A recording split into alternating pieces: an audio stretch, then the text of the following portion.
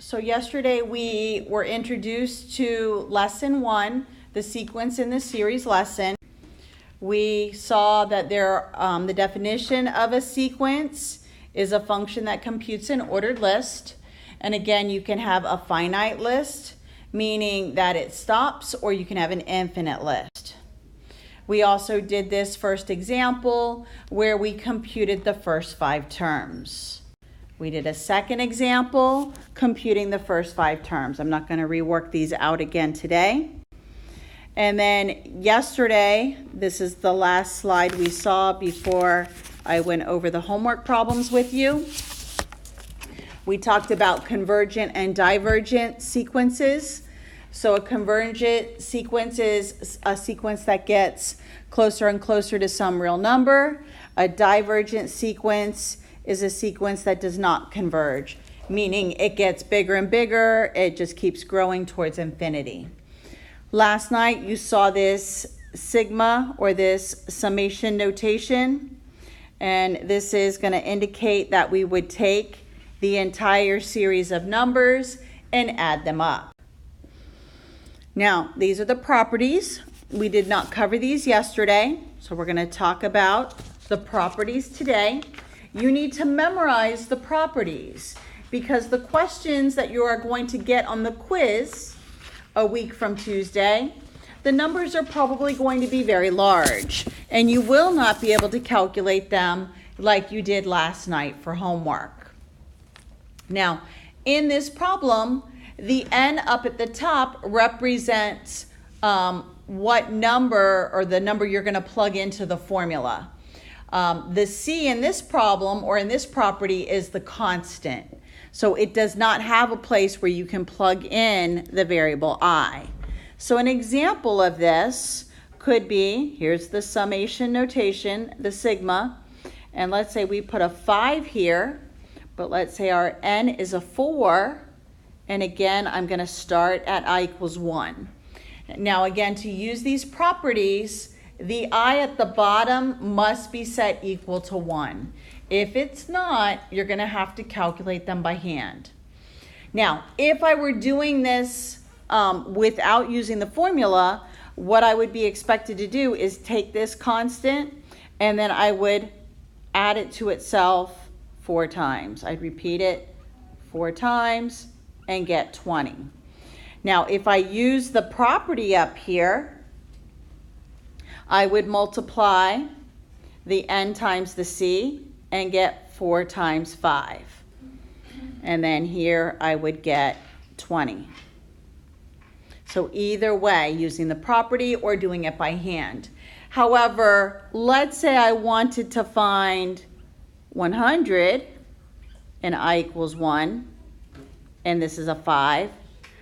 If I were to add 5 plus 5 plus 5 plus 5 and keep going 100 times, that's going to take me a while. So it would be faster to use the property. This is my n value.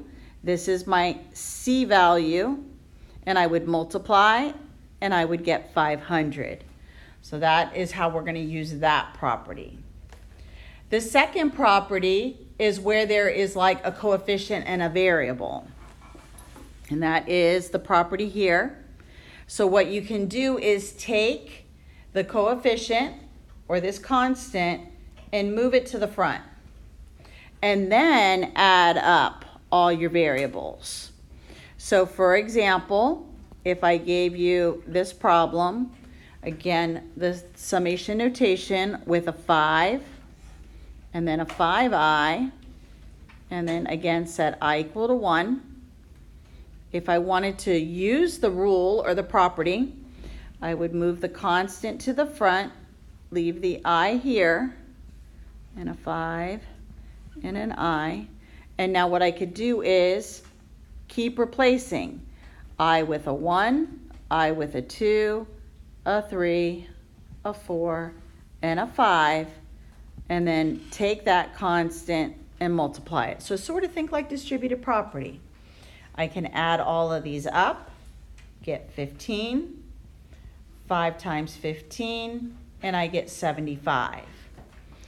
Now, when we did this last night, remember we plugged in A1, and we got 5 times 1, which was 5. 5 sub 2, 5 times 2, and it's 10. A sub 3, 5 times 3 is 15. A sub 4, 5 times 4, and it's 20. A sub 5, 5 times 5, 75. And then now you're going to add this whole column. This is how you had to do it last night. This was 25, sorry. And then add these all up, and they're all going to add up to 75. So now you have the property, which will make the problem a lot simpler. The other property is if you have something being added or something being subtracted, you can give them each their own summation notation. So I could give the A this one, and then the B this notation. The next are going to be the rules that you need to memorize. And then I'm going to show you how to work with all of these. I'll do some examples. I'm also going to go back and show you the first question you did for homework last night. And I'm going to show you how to do it again, but using the properties. The other thing you need to memorize are the summation rules. The first rule is when you just have the variable, no exponent on it. And you're going to use this formula, n times n plus 1 divide by 2. So let's try it. So here's my first problem. So again, if I use this rule in green, I'm going to take the 5, which is, so up here at the top, this is my n. So I'm going to do 5 times 5 plus 1 divide by 2. 5 plus 1 is 6, so I'm going to simplify that. Now, you can either multiply straight across, get 30, and then divide by 2. You can also simplify before you multiply. Just simplify, divide it by one of the numbers, and again, the answer is 15. The next one, so this is probably going to be more like the question you would get on the test, because we could have done that other question by hand, and we just did. However, let's say it's 500, then what we're going to do is use the formula here that's boxed in green. So I'm going to do 500, because that's my n value, and then n plus 1 is 501, and then I'm going to divide it by 2. And again, I can simplify before I multiply. So I'm going to divide 500 by 2. And now multiply 250 times 501. And I get 125,250. 125,250.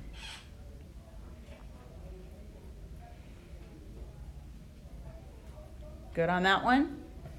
The next rule is for I squared and then I cubed. And I'm going to show you how to work with these in the next examples. So for I squared, it's going to be n times n plus 1 times 2n plus 1 divided by 6. And for the I cubed, it'll be n squared times n plus 1 squared divided by 4. Let's do 4 examples, and then I'm going to also show you how you could redo the first problem from the homework and how it'd be faster than calculating it by hand. So the first one is just a constant. So for the first one, I'm going to use the property. So I'm using this property. Let's see, I'm in red. So I'm going to use this property, the summation notation, n, the constant, I equals 1, and I'm going to just multiply n times that constant. So 40 times 5, and my answer is 200. So whenever it's just a number, no variable, you just take the number on top of the sigma and multiply it to that constant. Now this is the example, and we're going to be using a property, and we're also going to be using a rule. So I've already applied the property where I took this constant or this coefficient and I put it out front. Now I also have to use the rule for just I, and that rule is going to be n times n plus 1 divided by 2. So let's go ahead and plug in the numbers and see what we get. So again, the constant that's out front will go here. And then I'm going to use the rule for the I. So I'm going to do 22 because that's my n value. N plus 1 is 23. Divide by 2. I can simplify the 2's.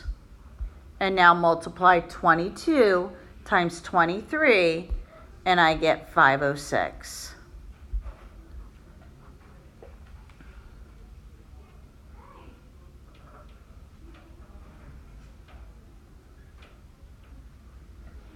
Good. Let's try the next one. This one is going to use the property where we're going to give each one of these their own summation notation. So let's try it. So I'm going to do the first one in red. So sigma 2i squared 14 I equals 1. And then the 3 will get its own. 14, 3, I equals 1. Okay, so now I can take this coefficient here. I can put it in the front. Let me just move it out here. So now I have to use the rule for I squared. So the rule for I squared is going to be n times n plus 1 times 2n plus 1 divided by 6. So let's fill it in. So I'll put that 2 out front. My n value is 14. And then 15. And then 14 times 2 is 28, plus 1 is 29, all divided by 6. And then for the blue, this one right here, remember you're just going to do the n value times the constant. So here I can simplify before I multiply. I could make this a 1 and this a 3. And then I can also divide the 3 into the 15. So I'll go ahead and multiply 14 times 5 times 29. And I get 2,030. And then I'm going to multiply 14 times 3. And I get 42. I'm going to subtract that. Final answer, 1,988. So instead of having to plug in 1, 2, 3, 4, all the way to 14, and then add them all up, you can just use this formula. For the next one, I'm going to create 3 different summation notations. So let's try this. So I'm going to pull this apart, and I'll do I squared for the first one. And it goes to 6, starting at 1. Then, so that's this one. Then I'm going to do the 3i. So put the constant in the front. 6, I equals 1, and then an I. And then now the 5. So plus summation 5, 6, I equals 1. And now I need to know the rule for I squared again. So I squared, let me do it in black. So the rule for the first one, again, is n times n plus 1 times 2n plus 1, all divided by 6. So let's plug in the numbers. So for this one, actually I'll write it underneath. So n plus 1, 2n plus 1, divided by 6. For the red, this rule will be the constant times n plus 1, divide by 2. And for the blue, that's going to be the n times the constant. So now we can fill in. So 6 times 7 times 13, divide by 6. Then the red, the constant is 3. Again, my n value is 6. N plus 1, 6 plus 1 is 7. Divide by 2. And the last one is going to be the n, which is 6, times the constant, which is 5. I'm now going to simplify this. The 6's cancel. 7 times 13 is 91. And then for the red, I could simplify the 6 and the 2. 3 times 3 is 9, times 7 is 63. And lastly, the blue, 6 times 5 is 30. I'm going to add these three numbers, and I get 184.